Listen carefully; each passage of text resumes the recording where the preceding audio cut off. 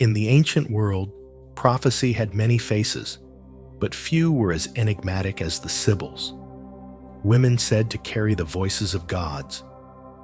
Their words were treasured and feared, for a single phrase could sway kings, guide cities, or foretell the fall of empires.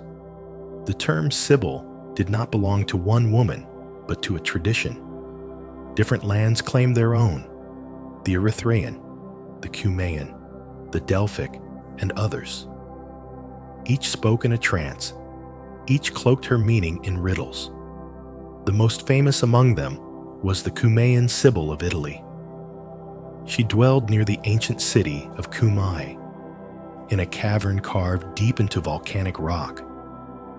The entrance was said to breathe an otherworldly air, as if the mouth of the earth whispered secrets.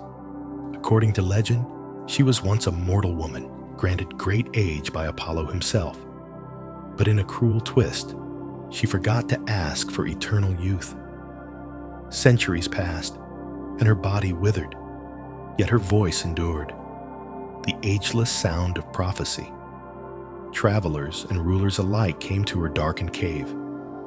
They sought her counsel before wars, voyages, or political decisions. She never answered plainly. Her words scattered like leaves in the wind, forcing the seeker to interpret their own fate. The Cumaean Sibyl appears in Virgil's Aeneid, guiding the hero Aeneas into the underworld. She warns him of trials ahead, yet also reveals the destiny of Rome. A reminder that prophecy often walks the line between hope and dread. Her cave was no ordinary dwelling. Ancient descriptions speak of a passage with 100 openings, each releasing the echo of her voice. The seeker might feel as if surrounded by the goddess herself, though only one woman stood in the shadows.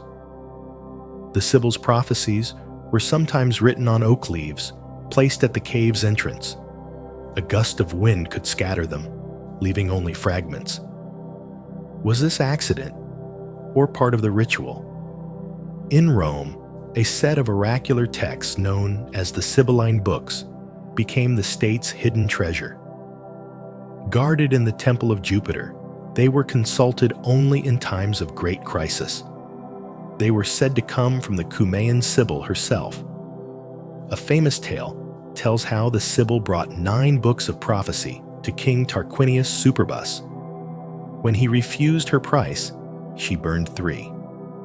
He hesitated again, and she burned 3 more. Finally, he paid the full price for the last 3, a warning in itself. Though the Sibyl was mortal, her role bordered on divine.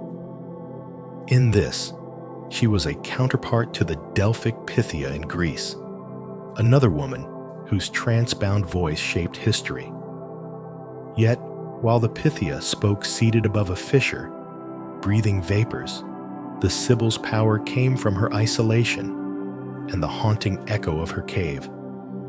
Some scholars have sought to explain her visions through the mind's psychology, the effect of enclosed spaces, or even natural gases seeping from volcanic rock.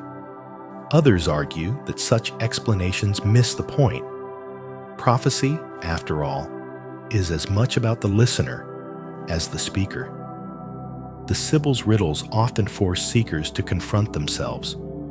By interpreting her words, they revealed their own hopes, fears, and intentions, a mirror disguised as a mystery.